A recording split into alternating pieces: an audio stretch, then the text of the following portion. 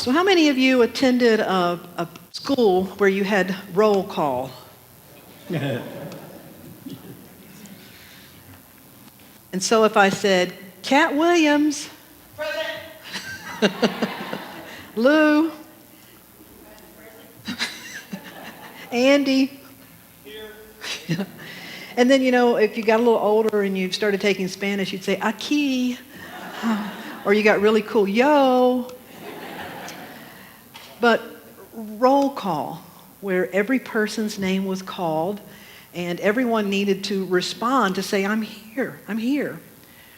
But have you noticed that you can be here and not be present? That you can be somewhere, you can be here and not be available. That you can be here and not be engaged. Well, I think it's as if every day the universe we're having roll call, but it's by our spiritual ID. And that we all need to be fully present here and available. And your spiritual ID, we were told that what and who you are is you are the light of the world. But I've never yet met anyone when I said, hi, my name is Darlene, and they said, hi, I'm the light of the world.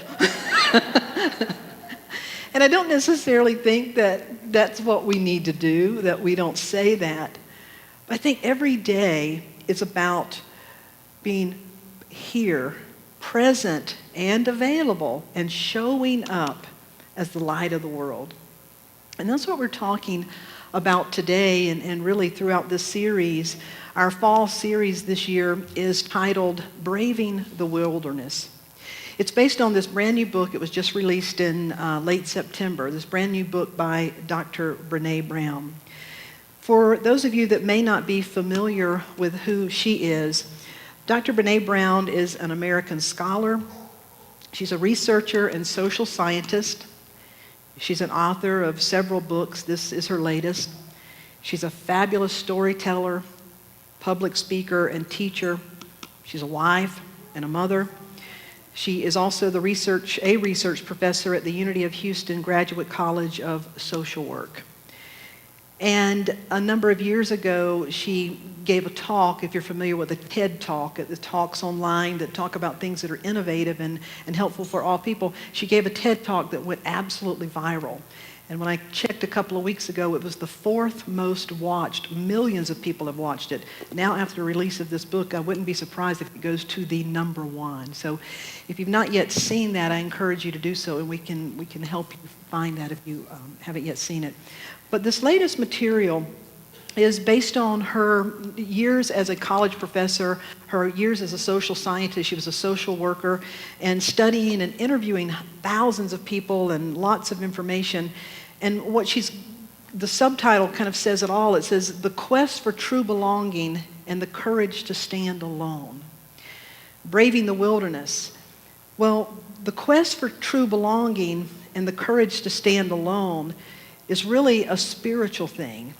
And what this has led her to discover is what she calls, that we're experiencing right now, is a spiritual crisis, a crisis of disconnection. And we're going to be looking at that this is week 2 of the 7 weeks. We're going to be looking at that, and really there's some practices starting next week. There's 4 solid practices. But today what we're going to do is really look at the theory behind this and the awareness that we can use in our own life and in our world, and really looking at what she calls the whole book. What this whole book is based about is how to reclaim human connection and true belonging. Now, by human connection, what she's meaning by that is by a sense of connectedness to all. It's what I call a sacred interconnectedness. So how do we reclaim the sense of sacred connection and true belonging, where we really belong to ourselves as our true expressions that are created of spirit, in the midst of divisiveness, fear, and a cynical world?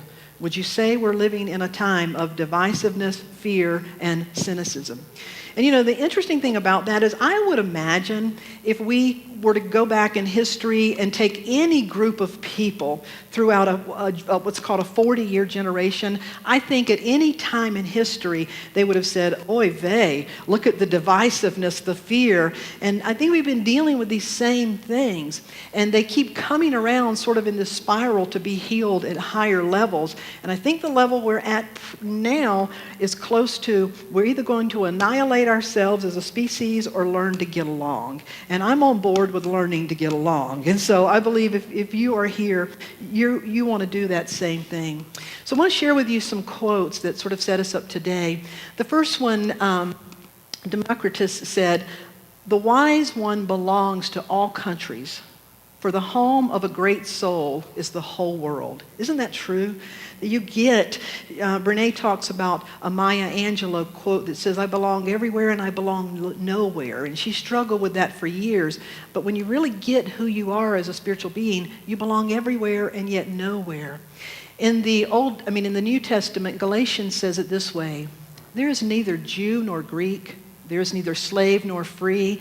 There is no male and female, for you are all one in Christ." What it is saying is you all share the same spiritual story. And of course there's male and female. Of course there's Jew and Greek and white and black and all of these things. Of course we have our uniquenesses, but they don't define us, because first and foremost, we're one. This says in Christ, you can substitute that word with your spiritual identity. We're one in our spiritual identity. And then the next quote comes from someone I really enjoy, that is Ram Dass. Baba Das says, "We're all just walking each other home. Let's trade in all our judging for appreciating. Let's lay down our righteousness and just be together. We're here to awaken from the illusion of separateness." Isn't that so true? So Brené Brown, again, talks about us being in a spiritual crisis. So I want to look at what is her definition of spirituality, because this is coming from a professor. This is coming from a social scientist, not a religious scholar. And I love her definition. If you look at the definition that she brings forth here of spirituality, spirituality is recognizing and celebrating that we are all intricately connected to each other by a power greater than all of us. Inextricably connected. We're all inextricably connected to each other by a power greater than us. And that our connection to that power and to one another is grounded in love and compassion. So the keys here is that there's this inextricable connection, that we can't extract ourselves from the connection, that we're all in God, in all that is, we live and move and have our being.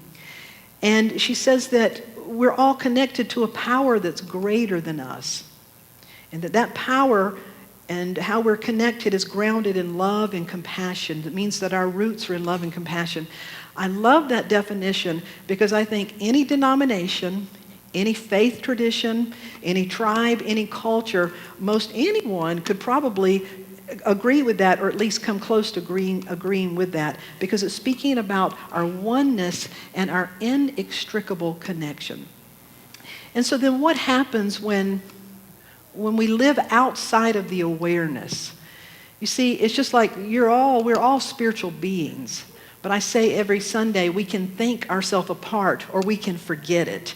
That the truth of who you are is that you're spirit and expression, but if we don't know it, we can show up as something else. If we don't really have a felt sense, not just an intellectual concept, but until we have a felt sense and experience of this sense of connectedness, then to certain degrees we will live outside of the awareness of that connection. Some of the things she says about this in her book, Braving the Wilderness, a large part of the struggle for people seeking true belonging is spiritual. Remember, according to her definition of spiritual. This is in no way a religious struggle around dogma and denominations, but is instead a wide open, hard scrabble effort to stay connected to what binds us as humans, while navigating an increasingly divisive and cynical world. Can you identify? She says many people that she interviewed reported feeling being surrounded by us versus them cultures. And that creates feelings of disconnection, which is a diminished sense of shared humanity. She writes, over and over, participants talked about their concern that the only thing that binds us together now is shared fear and disdain, not common humanity, not shared trust, not respect or love. She refers to this as common enemy intimacy. That what it comes down to is that we hate the same people. We hate the same things. That's a lot of what people gather themselves around are the common dislikes. And she talks about something in here called sorting, where geographically we have sorted as societies. Our societies over the past few years have dramatically changed, where now far more people live in a cluster and around people that are like them. Our Facebook pages are a continual echo chamber, as she calls it, of the people that we like, kind of the same opinions.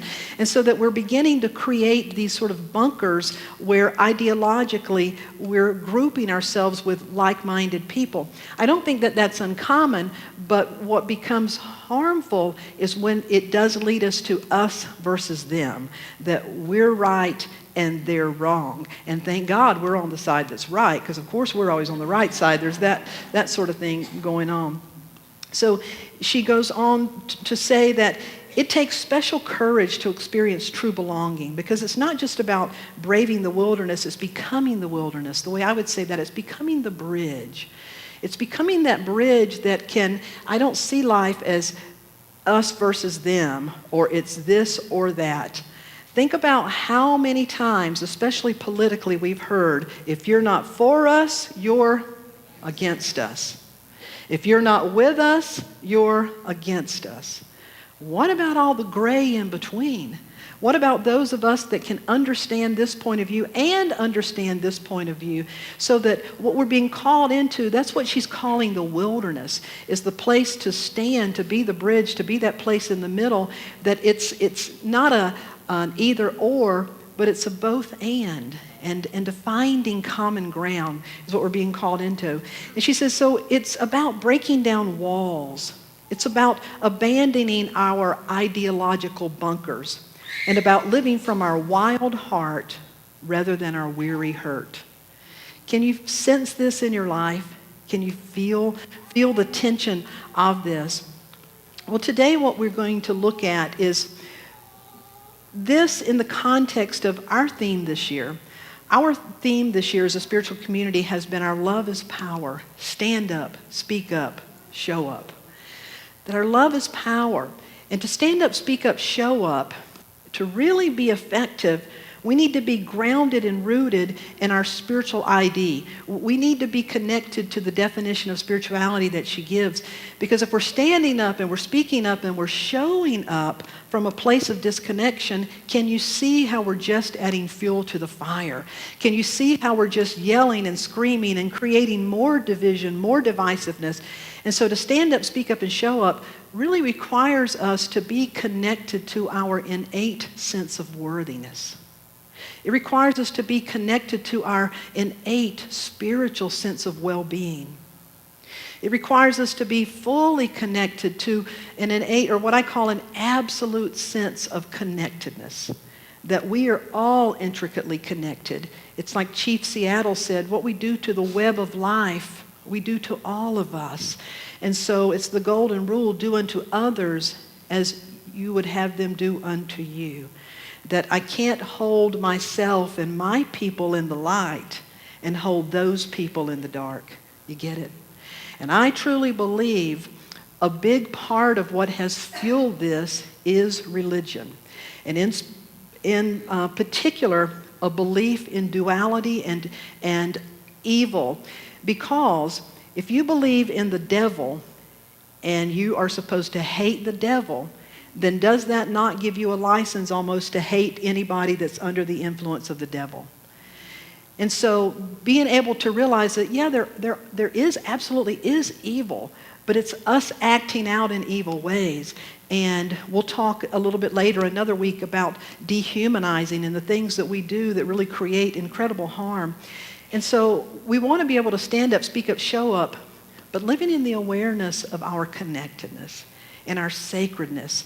And that's when we really now are presencing the light that dwells within all of us. That's when we become a healing balm, B-A-L-M. That's when we become something that the world needs because we're coming from that place of connection and not separation or brokenness. So this week, looking at our awareness of this, I've broken it down like this. I think a lot of times, and Brené talks about this first one in particular, what we find ourselves doing is fitting in, fearing out, and filling up on junk. Any place in your life where you're fitting in, fearing out, also known as freaking out, or filling up on junk. And so let's look at those. The first one, fitting in. And what's the difference in fitting in and true belonging? Most of us grew up in households that had every household, so to speak, every system, a family system, a church system, every system has what you would call a sort of a common denominator. What's the one thing that kind of keeps it in place? Well, for a lot of families, the common denominator is to get along. We kind of have to get along. And so if the common denominator is get along, that means the common denominator is not truth. Because a lot of families just weren't equipped to deal with everybody's truth. And so the common denominator, sort of in an unspoken sense, becomes let's just get along. The common denominator, unfortunately, in most families, there's at least a little bit of dysfunction. Anybody have at least a little bit? If you didn't, I would love to talk to you. Because we're all humans learning our way as we go. So it's either the common denominator wasn't truth. The common denominator is not typically unconditional love. Because conditions were set. If you stepped out these conditions, they often didn't know how to love. So the common denominator becomes getting along. And what happens with getting along is fitting in. And that you learn how to fit in. Especially as young children, when your well-being is absolutely dependent upon others and your environment has to be safe, children learn very quickly, oh, if mom's this way, I can't do this. Oh, if dad's that way, I can't do this. You just naturally, without even think about it, you learn sort of how to fit in, how to read the energy, and how to show up. That's a good thing unless you lose yourself in it. So at some point in time, we have to lose ourselves. So some people identify more as fitting in. But then there's the other folks that they would never fit in. If the motto was go with the flow, their motto was hell no. Was that maybe you? What I want us to see, either way, if the motivator is fitting in or going against the flow, can you see that they're both reactionary? That both of them are about how I'm in relationship with what's going on out here. I'm either going with the flow and fitting in, or I'm even doing everything I can to not. Either way, we are not authentically showing up. The reason we need to authentically show up is because your voice is needed. Your thoughts, your opinions. You may be the voice in the wilderness that will stand up in the midst of mayhem and say, you know what, I think there's another way here. Maybe there's another way to look at this. Maybe there's something else that we could do here. But fitting in, we're conditioned a lot to fit in. Dr. Brené Brown gives an example. After the TED Talk, she began to be inundated with requests to speak. She sat down one day and she was looking through a request, and the first request was from a religious organization. And they said, we loved your TED Talk. We'd love for you to come talk. However, we noticed you curse and swear, and we don't want you to offend the faithful. So we'd love for you to come, but please don't offend the faithful. And she said, oh my God, who knew I offended the whole faithful? And she considered herself faithful. So she thought, well, they're asking me to adapt. So the next one says, we saw your TED Talk and we heard your two values are faith. We heard your two values are courage and faith. So we'd love to come and have you talk, but we don't want you to talk about faith, but you can talk about courage. And in just 2 requests, she said all of a sudden she realized, I can't do this. I have to just show up and be me. Can you relate? I think life brings us to those places to help us find our own self, your own voice, your own truth. When I was sort of starting out in my ministry, things were going great, and then I reached a point in time when I began to notice someone would come up to me and say, man, I love that talk today. You talked about Jesus and the Bible, and I loved it. Will you use more Jesus and Bible? And I pay attention. And then the very next person would say, oh, every time you talk about Jesus, I almost have to get up and walk out. I can't hardly utter the words Jesus. So, if you could just back off of that a little bit, I'd appreciate it. And then the next one come through and say, oh my God, I love what you've done with the music. I love that kind of music. Thank you.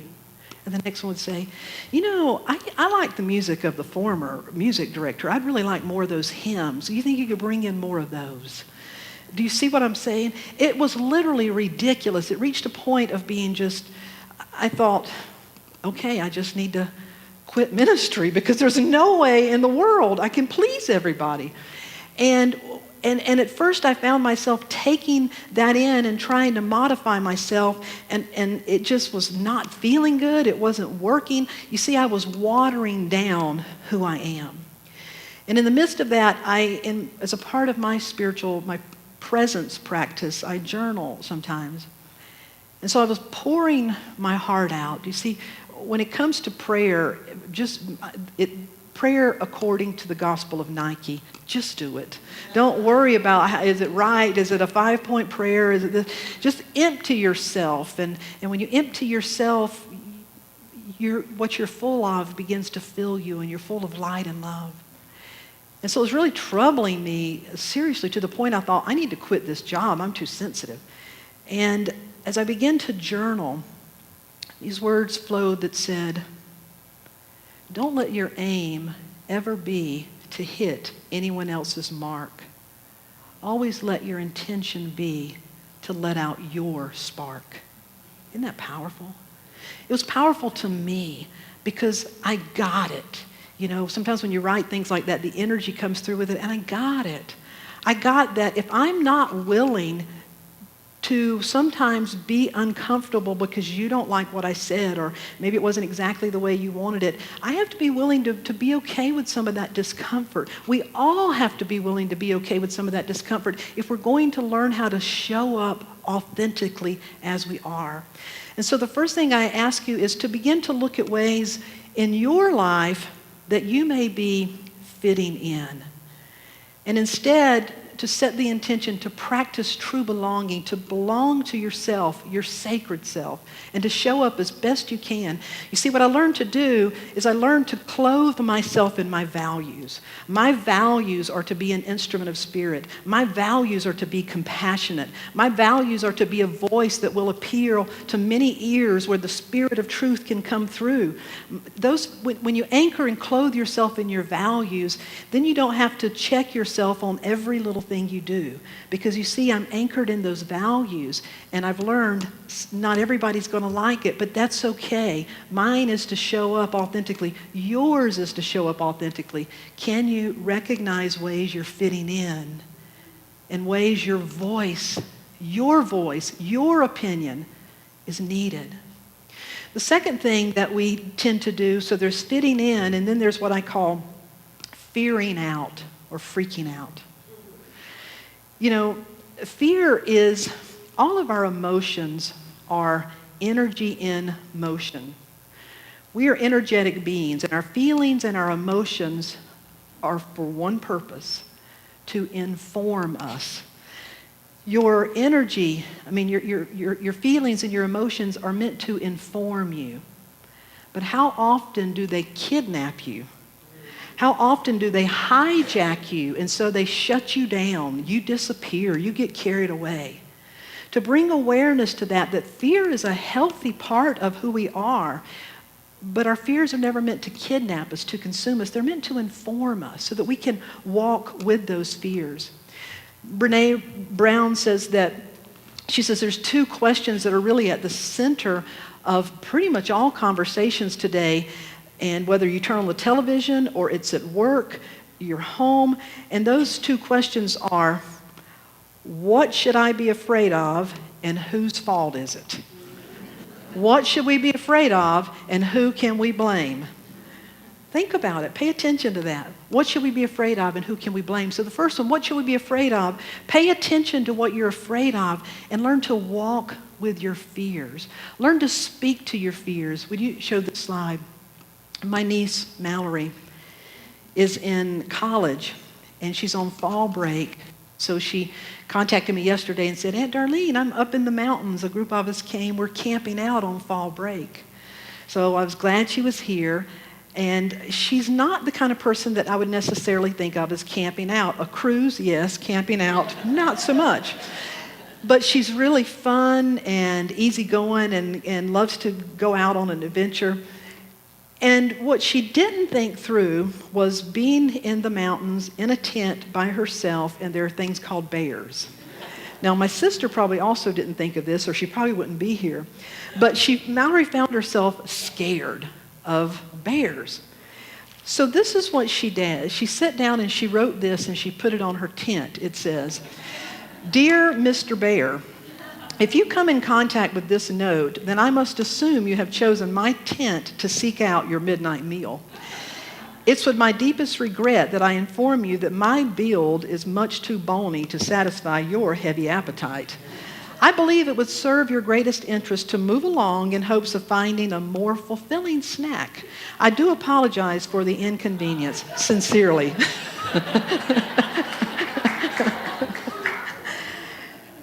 She learned how to walk with her fear. She learned how to talk to her fear. What would happen in your life if you learned how to talk to your fears rather than spread them around? They're contagious. We don't want them. Learn how to walk with our fears. The second thing that tends to happen when it comes to our fearing out, as Brené says, who or what should we be afraid of? Well, when you find fear coming up, pay attention. It's there to inform you. Walk with it. Inform it. Inform your fears. Don't wait for the fear to stop. Don't wait for doubt to stop. Learn to walk with it. Learn to walk through it. Learn to walk one step ahead of it. That's the difference between the movers and the shakers and the people that get kidnapped and carried away by fear and emotion. The second thing she says, well then, who and what should we be afraid of and who is to blame? Whose fault is it? Anybody like to blame? All right, 4 of us do. So the rest of you may enjoy this. Watch this. Dr. Brené Brown has a little bit to say about blaming. Blame. How many of you are blamers? How many of you, when something goes wrong, the first thing you want to know is whose fault it is? I'm like, hi, my name is Brené. I am a blamer. Let me just tell you this quick story. So this is a couple years ago when I first realized the magnitude to which I blame. I'm in my house. I have on white slacks and a pink sweater set. And I'm getting ready to go teach. And I'm drinking a cup of coffee in my kitchen. It's a full cup of coffee. I drop it on the tile floor. It goes into a million pieces, splashes up all over me. And a millisecond after it hit the floor, right out of my mouth is this, damn you, Steve. Who is my husband. Because let me tell you how fast this works for me. So Steve plays water polo with a group of friends. And the night before, he went to go play water polo. And I said, hey, make sure you come back at 10, because I can never fall asleep until you're home. And he got back like at 10:30. Chatting it up with his friends. And so I went to bed a little bit later than I thought. Ergo, my second cup of coffee that I probably would not be having had he come home when we discussed at 10. Therefore, okay, and let me just ask, because I'm going to assume that you're laughing with me, not at me.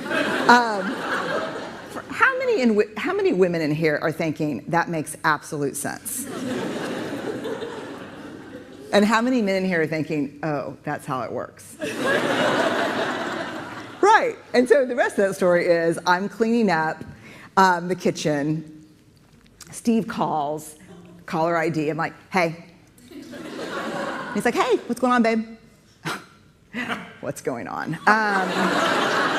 So I'll tell you exactly what's going on. I'm cleaning up the coffee that spilled all, like dial tone. Because he knows.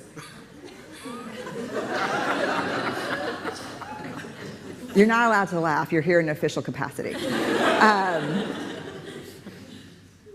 How many of you go to that place when something bad happens, the first thing you want to know is whose fault is it? Even me. Like when I'm even I'd rather it be my fault than no one's fault. Because why? Why? Because it gives us some semblance of control. It gives us some semblance of control.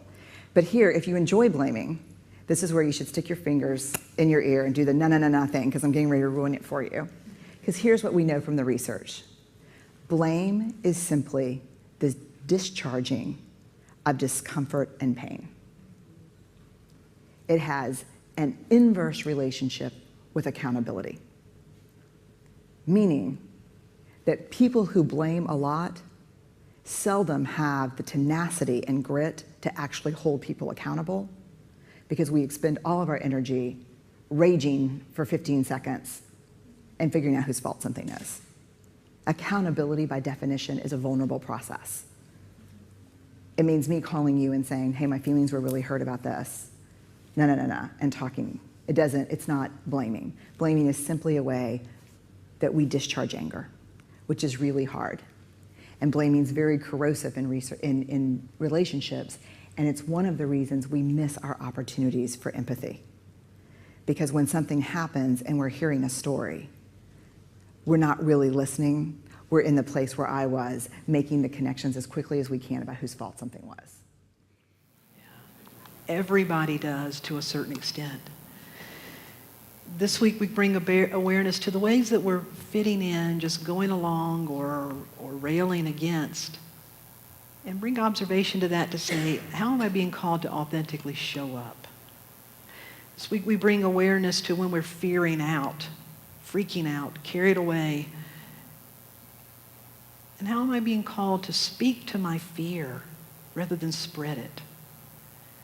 And when I find myself blaming, to really, again, connect with what is it inside of me and how am I really being called to respond? Fitting in, fearing out, and filling up on junk. My mom and dad both cook, and as kids I can remember they'd be cooking and the smells, and little kid, you're hungry, and my sister and I would run in and grab a bag of Cheetos or something. They say, don't put those back, don't fill up on that junk. I'm cooking something nutritious. Wait, don't fill up on that junk. I recalled that this week because how often do we fill up on junk? The news, which is a huge prayer request list. Social media, huge prayer request list. Things that sort of bombard us. You can't not have those things touch you. And without realizing it, so often we're filling up on those things, and those things are draining us dry. But when we choose to be on a path that acknowledges our beingness as spirit, our spiritual identity, we realize that there's other things we can do.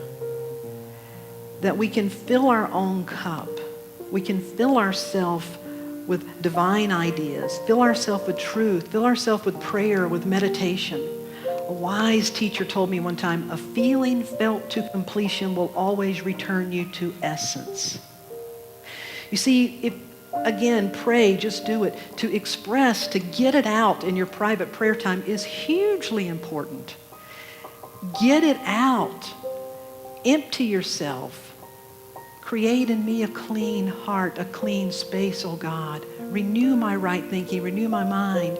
Because see, once we get empty, if we are love and light, what's going to fill that space? Love and light. So we need a practice where we're not filling up on junk and letting that be what's fueling us.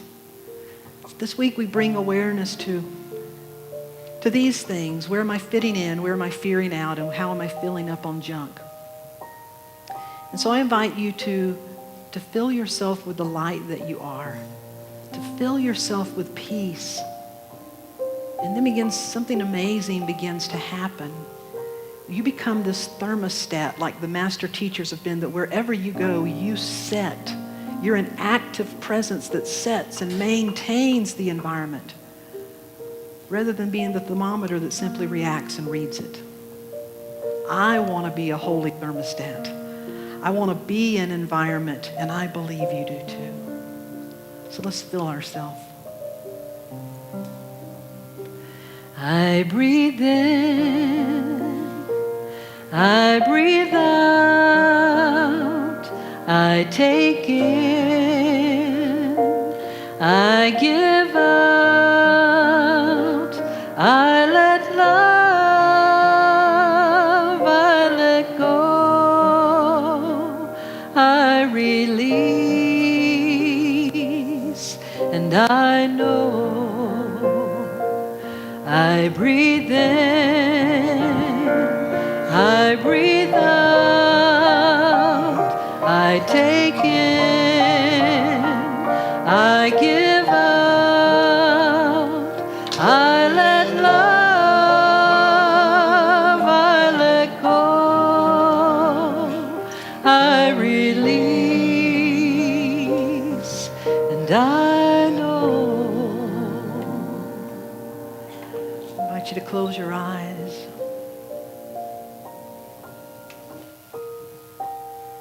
I breathe in.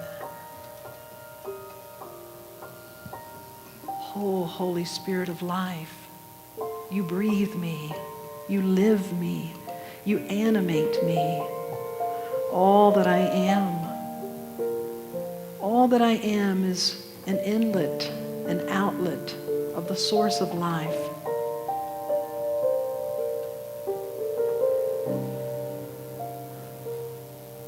Let my being be established by my spiritual identity. Let my being be established by my inner reality. Let not my being and my well-being be dependent on my external environment. For things shall come and things shall go. Things shall rise and things shall fall. The ebb and tide of flow. The outer environment doesn't sustain me. The inner environment sustains me. Let me draw my sense of true being from within. Let me come to recognize every person as an expression of their true beingness, no matter what mask they wear, no matter how they show up. And this means that I actually become more accountable. I'm not dismissive, but I'm able to speak truth, to be a presence of light and of love. I'm able to show up as infinite potential and say, maybe there's another way to look at this. I'm able to be present and presence peace. I'm able to realize that it's not us against them, but that we're all in this together. We all want to be happy and safe. We all want to have purpose.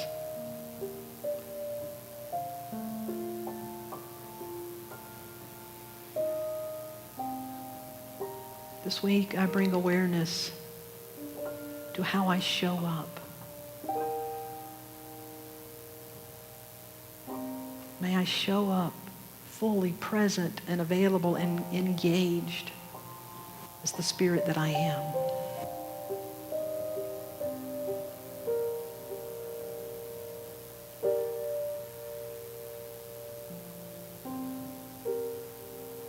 And we bring to our awareness those individuals, situations, the things that are heavy on our heart, the things perhaps that we're holding in prayer. And so we speak those names, we speak a word describing that situation, we speak it into this sacred space.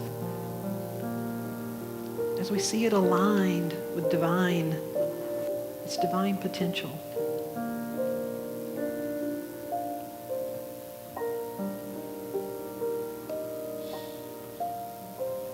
We speak the names of those who have been devastated by loss, whether it's a hurricane, a storm, a fire. We speak the name of our spiritual leaders, of our political leaders. We speak the name of those that are in places of power that make decisions that affect other people. We hold this in the light, that all beings may show up grounded in a sense of interconnectedness, of spiritual reverence, to do what's highest and best for all. We speak that. And we give thanks for the joy that is always present when we're on purpose in our remembering who we are and why we are. So I breathe in, I breathe out, I take in, I give out,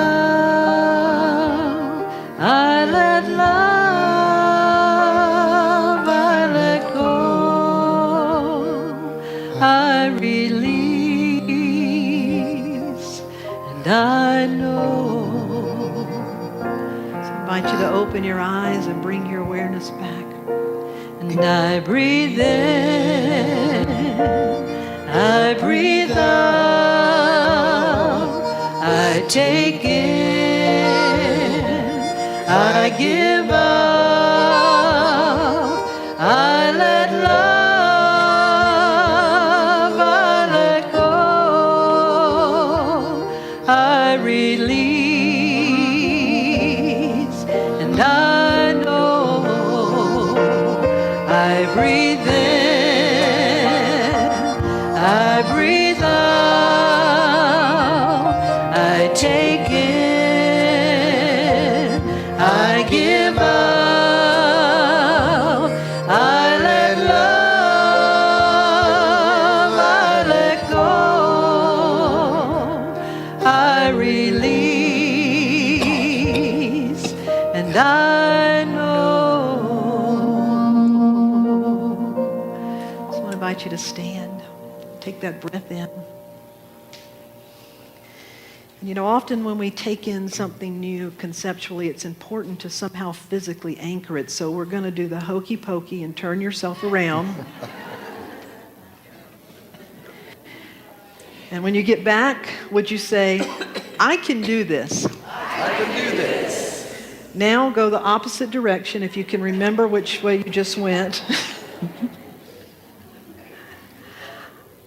I was born to do this. I was born to do this. One more time. I was born to do this. Would you tell one person, you were born to do this?